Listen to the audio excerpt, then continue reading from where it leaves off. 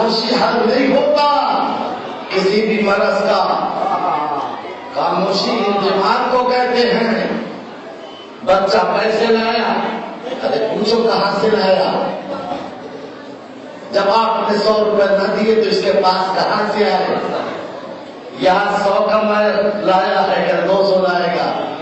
سلطانہ ایک دن میں سلطانہ نہیں بنا تھا, پہلے انڈا چرایا تھا. تھوڑی تھوڑی چوری سے تب ڈاکو بنتا ہے, تھوڑے تھوڑے کرائم کرنے کے بعد تب انسان باغی بنتا ہے, اس حد تک پہنچتا ہے. زکریا یہی تو کہتے ہیں جب کالی سیب دیکھو تبھی پوچھ لو کہاں سے آیا, تو پرس کی بات نہ آئے گی, مگر پرس کر کے خاموش رہ گئے تو گھڑی تک بات آئے گی, اور جب گھڑی سے بات آگے نکل گئی تو اتنی دور چلی جائے گی کہ تم تک پہنچ چکی نہیں ہے. لہذا سوال کرنے کا یہ تربیت کا ماحول ہے, جس کے حوالے تربیت ہے یہ. اور یہ دوسری تربیت کیا ہے کہ دو بچے آتے ہیں باہر کے گھر میں, ماں پوچھتی ہے کہاں گئے تھے؟ کیا مسجد میں گئے تھے؟ کیا کر رہے تھے؟ کیا کچھ بھی نہیں, خطبہ ہو رہا تھا, خطبہ سن رہے تھے. کیا خطبہ تھا؟ کیا نانا نماز کے بارے میں بتا رہے تھے؟ یا معصومہ اپنے بچوں سے پوچھ رہی ہیں؟ میں کہوں گا معصومہ یہ تو امام ہے, بچے معصوم ہیں, شک کرتی ہو؟ نہیں شک نہیں کرتی, تربیت کے اصول بتا رہی ہے. تربیت کے اصول بتا رہی ہو کہ دیکھو جب بھی تمہارے بچے باہر سے گھر میں آئے تو خاموش مت بیٹھنا, بلکہ پوچھ لینا کہاں تھے, کس کے پاس تھے, کہاں کر رہے تھے, کیا کر رہے تھے. اگر تم نے سوال کر لیا تو کبھی بھی معاشرہ چڑھ نہیں رہے گا. ذرا بات پڑھیے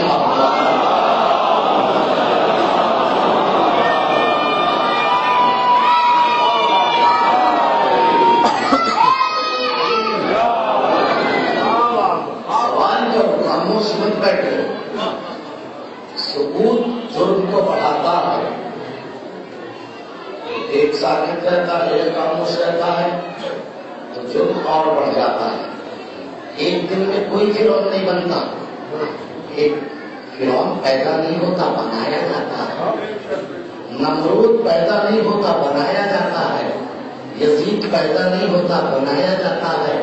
بناتا کون ہے؟ سکوت بناتا ہے, خاموشی بناتی ہے. ظالم کے خلاف خاموش رہنا بھی ظلم ہے,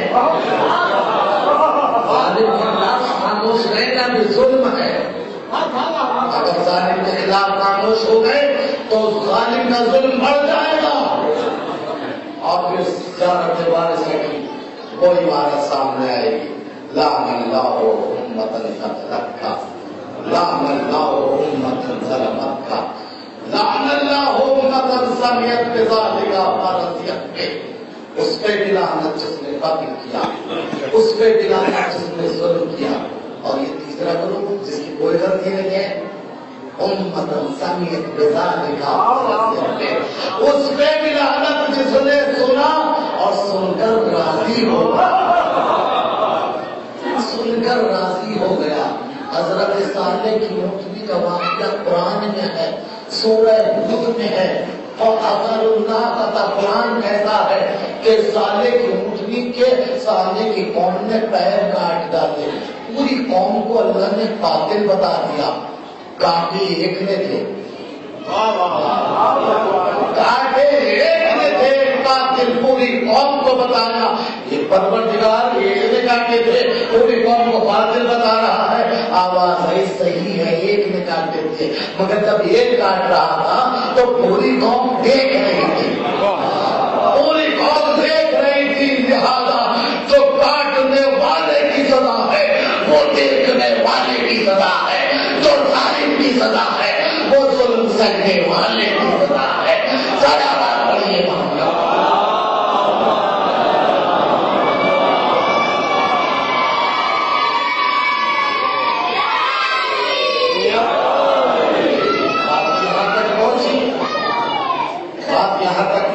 عرض کر چکا کہ تربیت کے اصول کربلا یہی درس گاہ ہے، کربلا سے یہی درس ملتا ہے، شہزاد سے درس ملتا ہے تربیت کا، کیسے پرورش کی جائے۔ بس آپ کی حدیث پڑھوں گا کیسے پرورش کی جائے، یہی وجہ ہے ہمارے رسول نے سرکار انبیاء نے سرور ارشاد فرمایا۔ یہ آپ کی حدیث ہے اور اس کو غور سے سنیے گا۔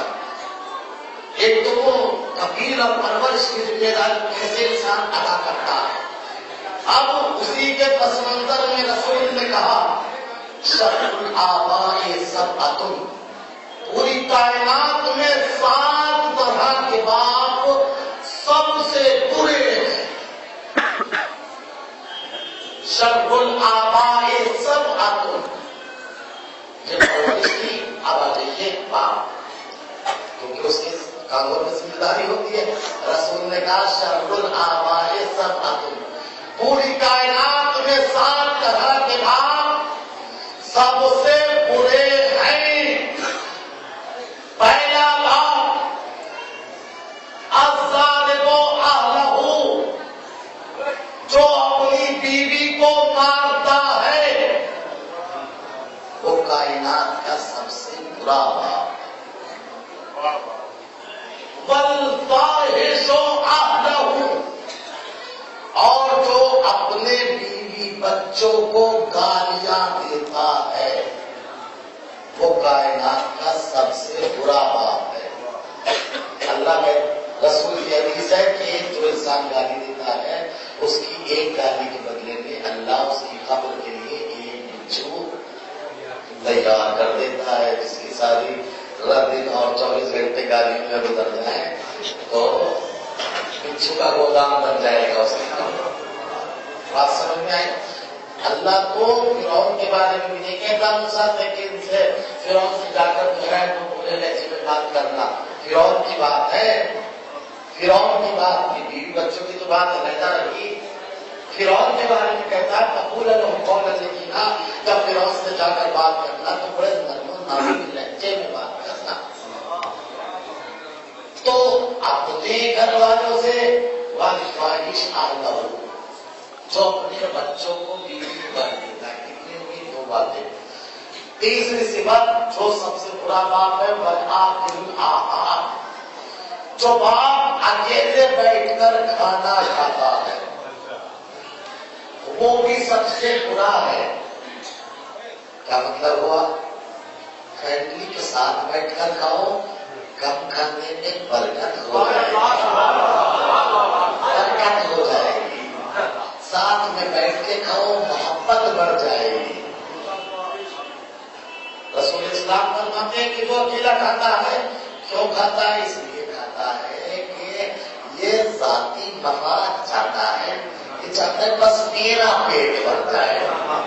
اللہ کہتا ہے اگر یہی انسان کی صفت مجھے اچھی لگتی تو کبھی بھی میں انسان کو پیدا نہ کرتا۔ یہ جو انسان کی صفت جانوروں سے ملتی ہے، جانوروں کی صفت یہ ہوتی ہے کہ بس پیٹ بھر جائے، دوسرے کا پیٹ بھرے نہ بھرے، پڑوسی بھوکا رہے، گھر والا بھوکا رہے۔ اللہ کہتا ہے یہ تو جانوروں کی صفت ہے، اکیلے بیٹھ کر کھانا کھانا۔ اتنی سی بات ہو گئی، بس زیادہ نہیں بیان کروں گا۔ یہ آخری مطلب کیا آج کبھی کا کوئی اندازہ نہیں ہوا کہ ٹائم ہوا یا نہیں ہوا۔ سلوات پڑھیے محمد والا۔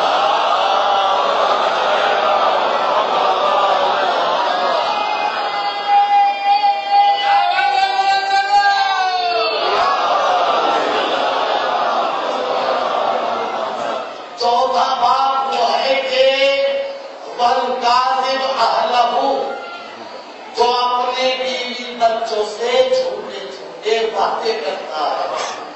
بیٹا لا رہا ہوں، سیب لے کر آؤں گا، آم لے کر آؤں گا، لایا کچھ بھی نہیں۔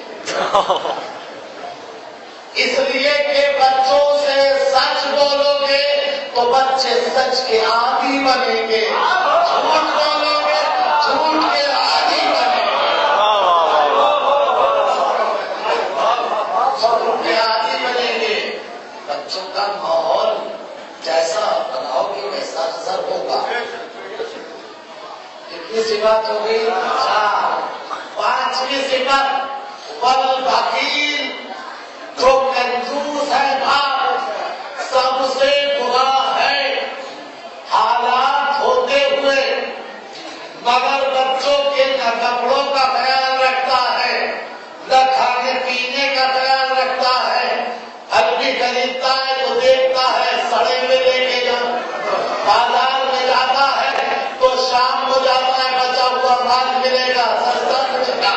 اللہ کا رسول کہتا ہے یہ باپ بدترین باپ ہے کہ جو بچوں کی آسائش کا خیال نہیں رکھتا. 5واں 6واں باپ والنکد، وہ باپ کہ جو مہمانوں سے الکساتا ہے. مہمان کی صورت دیکھی اور اس کا رنگ اڑنے لگا. سلوات پڑھیے محمد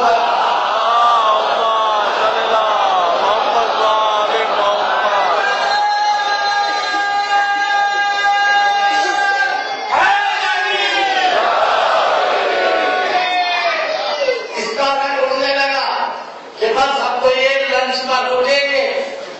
گرچہ حدیث یہ ہے کہ اللہ ایسا رزاق متین ہے کہ جو انسان جہاں پر کھاتا ہے اس کے پہنچنے سے 40 دن پہلے اس کا رزق وہاں بھی